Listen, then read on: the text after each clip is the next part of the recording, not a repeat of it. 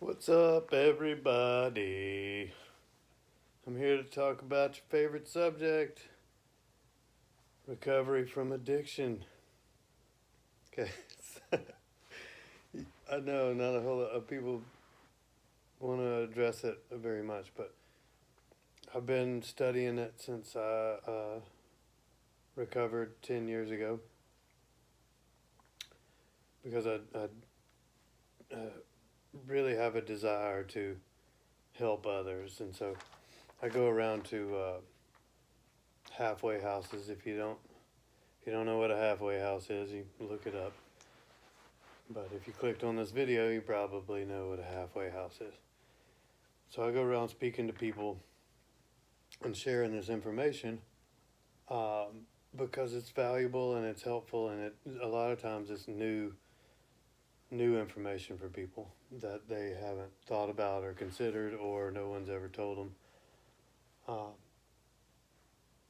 and a lot of that stems. I'm not here to discredit anyone or anything, but a lot of that stems from our knowledge about addiction is old and outdated, and um, yeah, so as everything else updates in the tech revolution or whatever we're in, um, it treatment and addressing addiction needs to be updated, and that's my humble opinion. But it's faith, experience based, and it's got scientific backing now. So it's anyway, without too much of an intro, because I don't want to lose you. I'm already a minute and something in. Anyway, this is extremely valuable information. I'm just going to kind of cover these points that I have that I get to share with other people. Normally, when I encounter people, they're anywhere from 20 to 30 to sometimes 60 days uh, sober or into a recovery of some sort. So, number one, this writing and this information is intended to express love or offer support and encouragement. Uh, these are gifts that come from the Creator, and I am just lucky enough to get to be the in between to get to share it with some of His people and whoever, some people. So, uh, and if you are in recovery, if you're a week, 2 weeks sober, uh, if you're wondering if you have a problem and you're feeling some resistance, inner resistance with yourself there, you, you most likely have begun to reject who you were not. And this information can help you accept who you are supposed to be, or who you were created to be, or the potential within you. But it's interesting to note that if you're in recovery, you've already begun to reject the person that you were, that you didn't want to be. And the next thing after rejecting that is to move towards your potential, or who you're supposed to be, your true self. And I'm going to ask you to accept that you are a powerful being. Whether you're Christian or not, you have to accept that human beings are pretty powerful, mind, body, and spirit. All very powerful. And I'm Christian, so I believe I was created in the image of an almighty creator. Now, that does not make me almighty, but it should make me pretty powerful and a creator of some sort. And if you know me, I write a lot of music, and I create paintings. I do a lot of stuff that's creative because I hold creativity synonymous with gratitude, or other things like that that put you in tune with God. Because if God is the creator and I'm made in His image and I'm being creative, it it it it, it should be a conduit there that it should put me in the flow of God's goodness, being creative. That's the next point. Is everybody's heard God is all good all the time, and we like to say this when we're in first place or something, some epiphany has happened or some problem has worked itself out and we didn't have to do anything, or some sort of victory. God is all good all the time. Well, there's times, especially if you struggle with addiction, that you don't feel that. You don't feel God's goodness. And so mathematically, if God is all good all the time, that means I'm the only one that can separate me from being receptive to the flow of His goodness. So I can separate myself from God's goodness by practicing toxic emotions, resentment or uh, doubt or fear or, pretty much any of that stuff. But it's me. It's not that God woke up today and thought. The other thing I like is God can't divide himself or itself into parts. God cannot fraction itself out.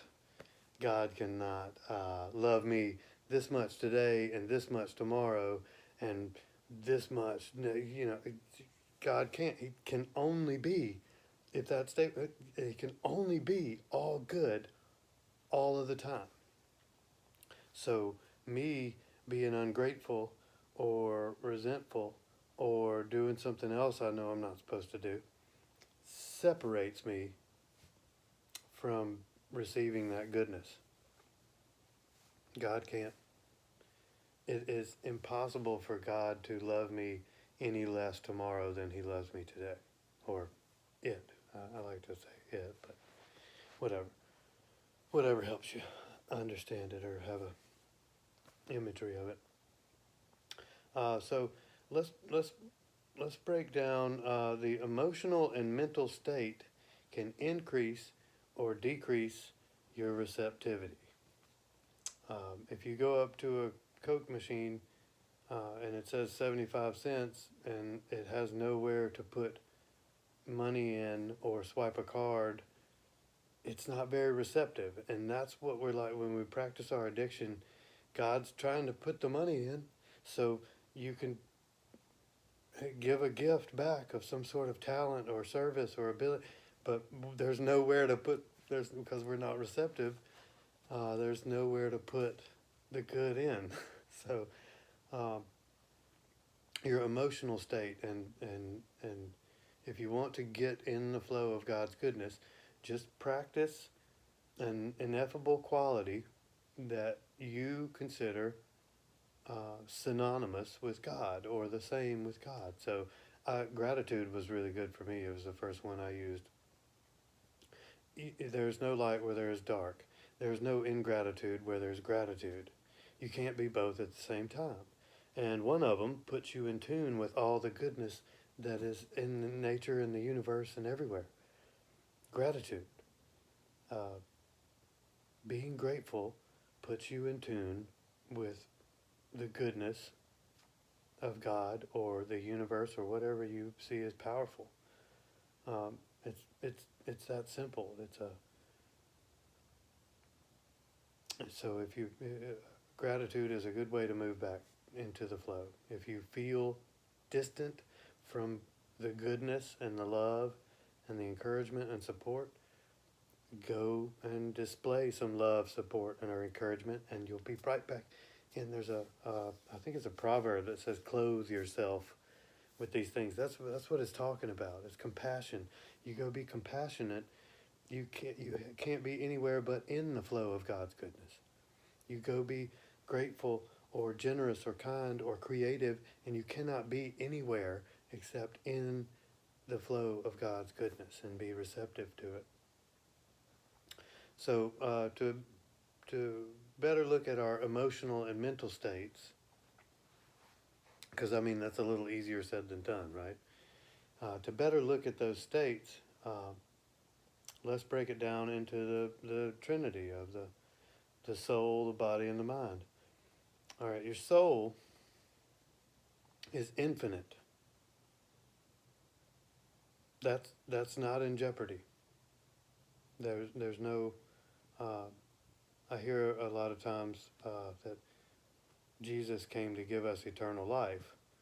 Well, it really depends on what you mean by that, because we were spirit and we were eternal, but the life part I do agree with, because Jesus came, or Yahweh, or whatever his real name was, he came to teach us how to live instead of deteriorate slowly. He came to teach us how to love. He came to teach us how to use our spiritual energy while we're here on this planet, in this body, temple, at this time. Jesus came to show us living, he says it all the time, living water. Uh, the breath of life is mentioned in the book too. It's so we've all been on the hamster wheel where there's no joy in our life or happiness, and it's a pretty miserable existence, even if there's a good paycheck or whatever. And this is what he came to cure. Uh, his teachings all point to being alive while you're alive. And I know that sounds kind of weird, but harvesting joy and blessings and being a blessing to other people spiritually, and letting it manifest materially and physically here. The way, the truth, the light. What's the opposite of that? The wrong way, the lies, the dark. So that's where we were, I feel like. And then after Jesus came and enlightened humanity of how to be close to God in your existence during your time here. But your soul is invisible. Most of you, this is so fun, most of you is invisible. Most of me is invisible. It could be vast. I do not know. There's scientists that are trying to argue that the magnetic field around everyone's body is a representation of spirit, but I mean it's ineffable. You can't touch it. But your spirit is extremely powerful, and it is your true self. Your spirit is your true self. Your mind, not always your true self. Your body, definitely not always your true self. Your spirit is always yourself. It's true who you are. Not just that you go by this name in this body in this particular time in human history. It's infinite. It's forever. And it was somewhere where it says God knew us before we were born. Well, that's who he knew, your spirit. It's not talking about God knew me as a baby before, maybe, but it definitely means he knew who I was in my spirit before he put me here at this particular time. The body, biological material. You can look at it with several perspectives, one being, it's just water and dirt, basically. But if you study it just a little bit, just take one system, like the vascular system, or anything, any particular part of it, it's so intricate and powerful. It's beyond our comprehension.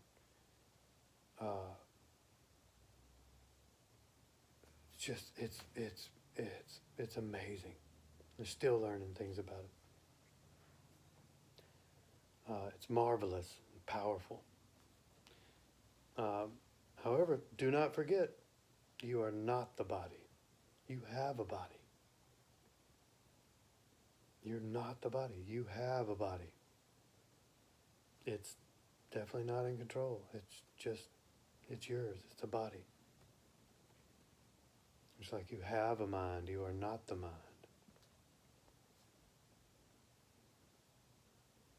The mind, let's, a little help towards, so I advise you to accept that you are spirit, first and foremost, and infinite and powerful. And study the body. Learn about the body. It's only going to help you improve your health. And in my opinion, you have to bump into the awareness that some sort of intelligent design had to take place at some point.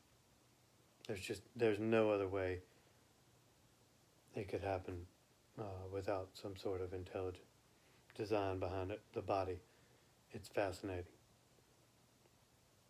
The mind, so your mental faculties. I would venture to say a good 80% of the population does not know what their mental faculties are. And your mental faculties determine lots of results that you get in your life. Your mental faculties, when exercised on purpose, will grow stronger. Your mental faculties used on purpose with a goal in mind will yield lots of success.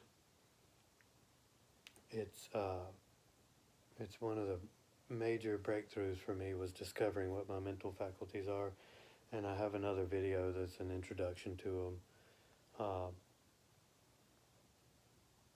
You have reason, perspective, memory, will, intuition, and imagination. You have 6 mental faculties, 6 known mental faculties.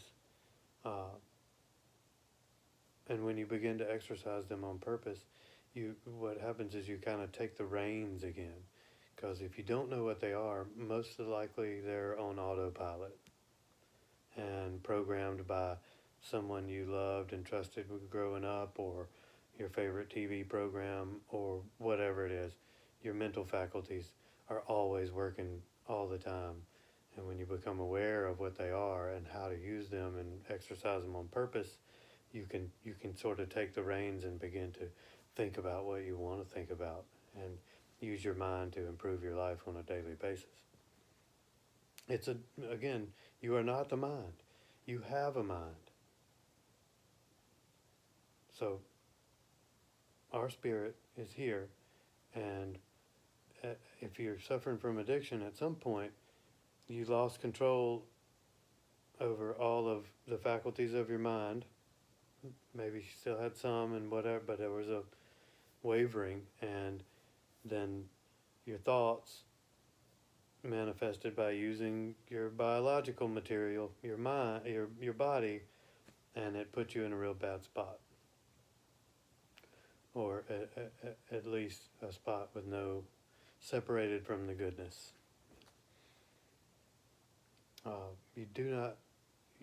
You are not the mind. You have a mind. And the more you can learn about it and learn how to control it, the more you'll see an outpicturement in your body of who you want to be and what you want to be. But the spirit is infinite, and it's who you really are, and you can use it to make decisions about what to do with your mind and your body. And these are some tools that'll help you do that. All right, when you're doing this stuff, and maybe you start researching your mental faculties or how the body works, or understanding how infinite we are and powerful we are, powerful beings, change is going to most likely begin to happen. Change is almost always uncomfortable. And a good thing to note is chaos always precedes order. So when you're changing, things may seem like they're falling apart, but it would actually be falling apart if you gave up on your new path and went back to old ways. So weather through the change, weather through the uncomfortable change. Stay the course until a new, different way of life begins to prevail and present itself. And be willing and open to try new things that you think might put you more in tune with who you really want to be.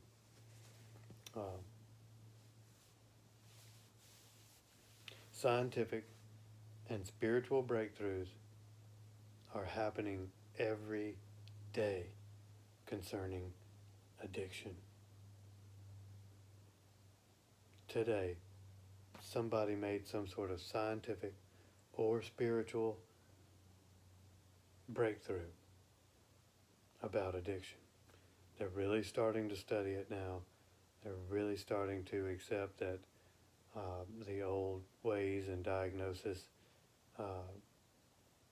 from the studies they did a long time ago may not have been the best. There's TEDx talks about it. There's all kinds of information about the breakthroughs that are happening with dealing with addiction, and one thing that I love is treating the mind, body, and soul, not just drying out the body, not just trying to discipline the mind, body, and soul, because if in your spirit you decide something, it will dictate to the mind, which will tell the body what to do. That's the order. Instead of stopping the body, restraining the body from practicing alcoholism or whatever it is, and then expecting the body to tell the spirit what to do. I mean, so it starts in your spirit. You have to accept who you are really supposed to be in your spirit. And your spirit has already rejected who you weren't and who you were not supposed to be. It sent messages to your mind to send to your body to get you in a spot where someone had to help you and get something similar. But it started in your spirit knows that that's not who you're supposed to be. But the mind and the body can get on autopilot like a program, and just repeat, and then you wake up one day and the majority of your life's gone by and you've been either a functioning or a white knuckle, just holding on for dear life. But I'm here to tell you, you started in the spirit, and you send the spirit on a journey seeking joy, or happiness, or peace, or usefulness, or success, or and it'll get you there. Your spirit can tell your mind and your body, which are both very vast, powerful, amazing things. If you study them just a little bit, and they can move you towards a more true version of yourself. But it starts in the spirit. And this is when I sponsor and mentor people, and they come to me asking for that kind of help, I always ask them this question: do you think you can be successful? And I ask them if they're DOC or whatever, POP, poison of preference, was the H. I say, were you successful H addict? Or were you a successful alcoholic? And No, it did. No, it almost ruined my life. I was miserable. I hated who I was. Um, and I said, no, you're missing the point. Did you get the alcohol? Were you successful in acquiring the alcohol? I say, well, yeah. I said, did you get a lot of it? Like, oh, yes. Would you obsess about it and put other things aside to get to it? Yes. Well, you were successful at being an alcoholic. It turns out being an alcoholic is not the best thing or life choice for your body and your mind, your mind and your spirit. Um, but have no doubt, especially if you've suffered from addiction, that you can be successful at pretty much anything because you have a rare ability to form a habit faster than average human beings. And the habit needs to be something constructive or healthy or good or that spreads love or encouragement to other people. That's what you need to become addicted to. That's what I needed to become obsessed with, is that work, not alcohol or whatever was destroying me, or I was using to destroy myself or whatever.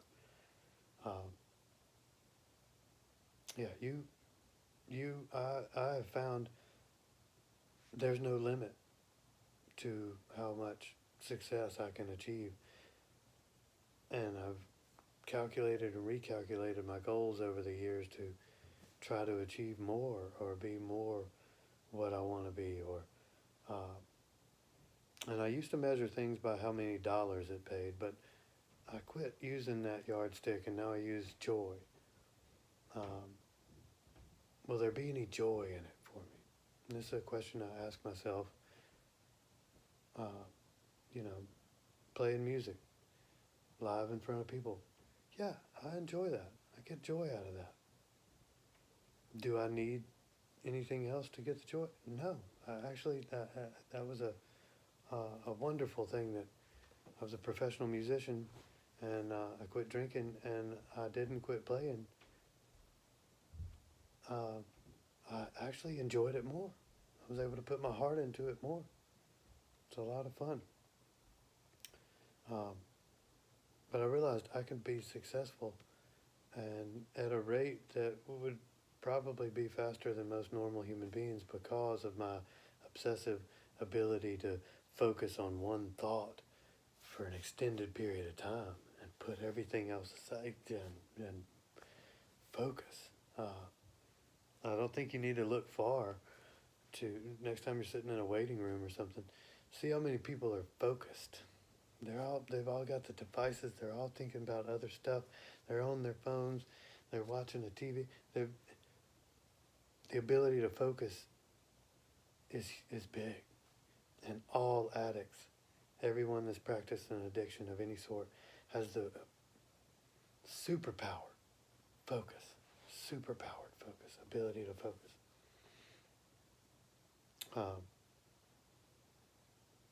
So I want to mention here also that not everybody loves to talk about forgiveness, and but I want to tell you there's freedom in it. There's a lot of freedom in forgiveness, and what I mean by that is, if I go around holding a toxic self-resentment for myself for messing things up like I did, then I have excluded myself from God's goodness. God is all good all the time. The light's on. I have moved out of the way to where the light isn't shining on me. Resentment of other people. And a lot of times I think we run into where our family members will forgive us, our wives, our people will truly forgive you for practicing an addiction. But the real work is us, we don't forgive ourselves. And if you can get to a spot where you can forgive yourself, what you do is you allow yourself to become who you really are. You don't hold yourself to any old judgment of any sort. And forgiveness. So that empowers you to then, you quit thinking, oh, well, last time I tried that, I really didn't do that good at it. I forgive you for that. Okay, well, I think I might do better at it next time. You just open up so much opportunity, and you move into God's goodness with forgiveness. Number 11 here, what questions are you asking God? Ask empowering questions. Don't do like me. Like in the beginning, I was like, why did I do this to myself? Why did you let this happen to me, God? Or why don't I have any love in my life? Or, those are just, I know those are common, but they are useless questions. You go to the all good all the time store and say, why isn't everything all good all the time? That's what I was doing. I was going in there and I was saying, why do I have so much heartbreak and sadness? And I had a mentor one time tell me, yeah, you know God's a God of joy and love and peace, happiness. It's like, yeah, well, ask him for that. I thought, dang, that's real simple, but so I began to change how I prayed, and I started asking God, how? How is so much better than why? How can I have some more love in my life? Well, that's a question God would love to answer. If you're in the flow of the all good all the time, answers will begin to come to you to that. That's a great question. Why am I depressed all the time? Well, because you're a sinner and you're lost and I didn't even want God to answer that question because I didn't want to hear the answer to it. But yet that was the question I was asking in my prayers. So how can I have more? How can I have more finances? How can I have more love? How can I give more? That's what I graduated to, was how can I give more? Because if I go to God and ask him, how can I give more? Then I'm always going to have something to be able to give because I get joy. Notice that. I harvest joy out of giving. And joy is how I measure things now. I got to give some dollars. I got to give a cup of coffee. I got to give some of my time. I got to give. I get the joy. The joy is better than any paycheck. And it goes in your spiritual bank account. Joy. So think about what questions you're asking God. I mean, really think about it. Don't ask him questions you don't want him to answer. And ask questions that that open up opportunities that, what can I learn today? What can I do today for you? How can I be of service to you? I love, what can I celebrate? And I have to credit Michael Beckwith, Reverend Dr. Michael Beckwith. What can I celebrate today? If I go asking God, what can I celebrate today? He fills your life with things to celebrate. I mean, it's that simple. Why don't I have anything to celebrate? Well, because you're, a pretty worthless sinner. You don't want that. How can I become more? What can I celebrate today? Now, if you really be honest about it, waking up, having another day, getting to express love to someone else that you care about dearly today.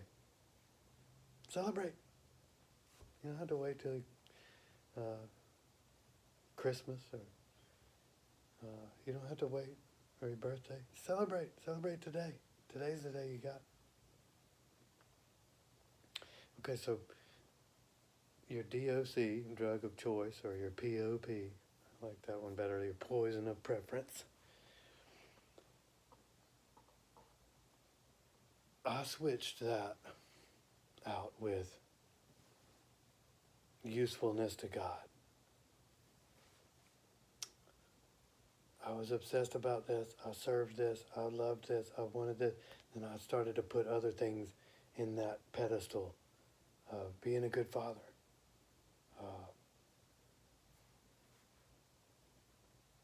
being helpful to other people suffering from addiction.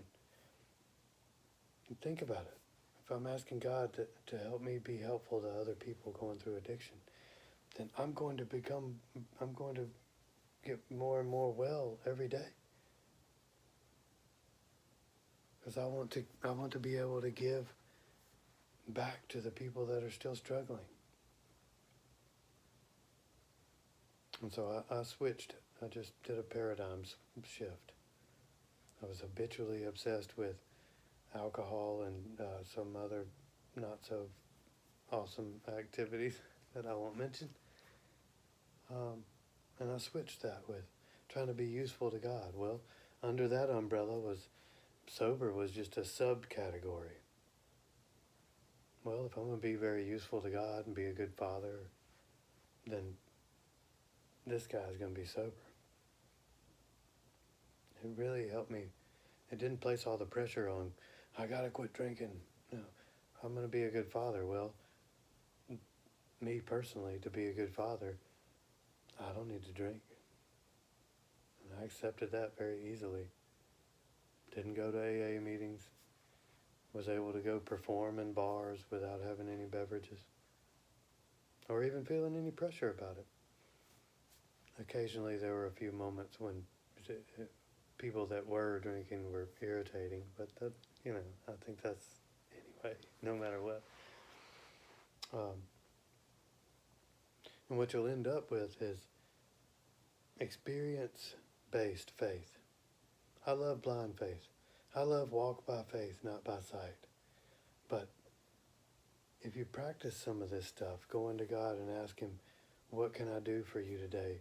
And then you begin to get answers. And you begin to get pulled in a direction, or a strange occurrence of events happens and you end up being at a spot where you get to do something you're pretty good at in a useful way for other people that helps. You'll know it was because you went and you asked an empowering question. And what you'll end up with is experience-based faith. And you'll be able to tell other people, like I'm saying right now, with a deep conviction that this information is valid and true. And I hope that right now, while I'm saying this and talking about this, that someone else is making some kind of huge discovery about the mental processing of people that suffer from addiction, and how to turn it to, if it can be a curse, y'all, if addiction can be a curse, used properly, it can be a blessing to humanity. And that's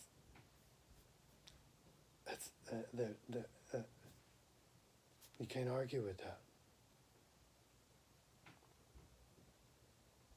I mean, a curse.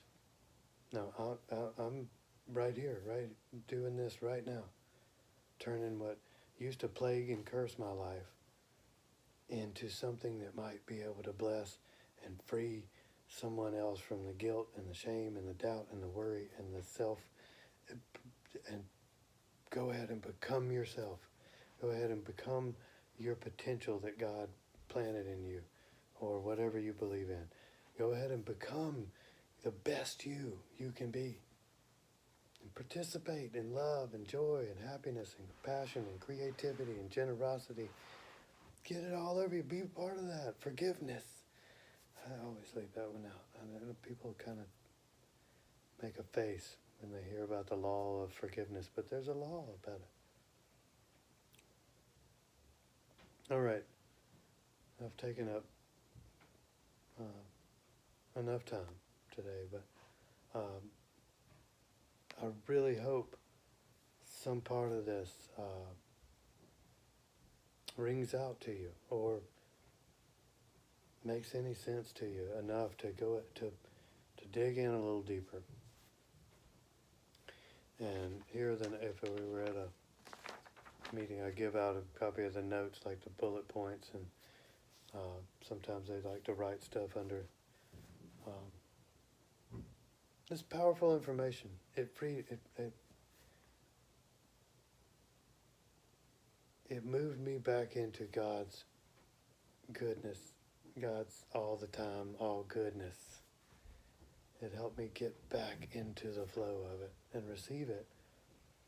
And I found out the longer I can stay in that vibration, the longer I can stay there.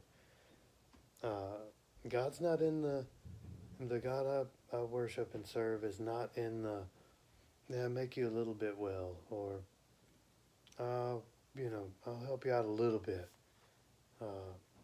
He's in the restoration business, all the way, full restoration. I realized that about 5 years into sobriety, and I was like, okay, God, I'm a pretty decent guy. Now you can leave me alone now. Let me go, and I'll have a pretty decent average life from here on out. I realized quick, God's not in the get you back up to just the bar. God's in the restoration, the full restoration, wholeness, all the way. That's what business the big guy's in. And so today, my last day here on the planet, I'll be learning about something. I'll be understanding something. I'll be trying to share some information. I'll be doing this because we'll never be perfect, but a journey closer and closer to a perfect version of myself is what I believe we're supposed to do with our time here. Even though we don't get it until we separate from the body temple. But, yeah, we won't be perfect, but you can experience heavenly activities right here on earth because you are spirit. I am spirit. And so I can experience heaven on earth. And if you suffered from addiction, you've already experienced hell on earth. Your spirit has already been in hell on earth, and then it outpictured in your body and your mind. Or, I'm telling you like it, but from my personal experience, I already lived in hell on earth. It's a miserable, dark, endless cycle. And I moved back into the goodness.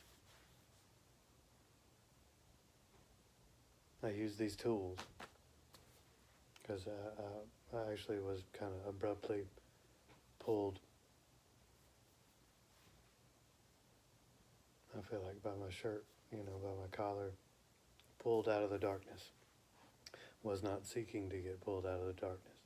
Did not believe I needed to get pulled out of the darkness.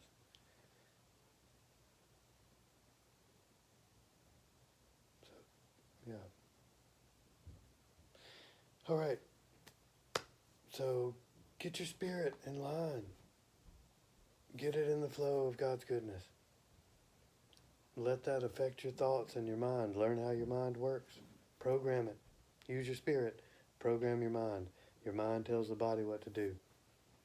It determines 80% of the results you get from things in your life. And then spend the rest of your life trying to master it. I guess that's the plan now. All right. I hope this was helpful.